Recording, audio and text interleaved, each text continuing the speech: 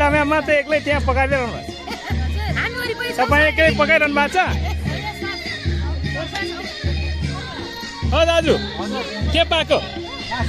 खसीको मासु सर ए हो हजुर ए ल राम्रो पकाउनु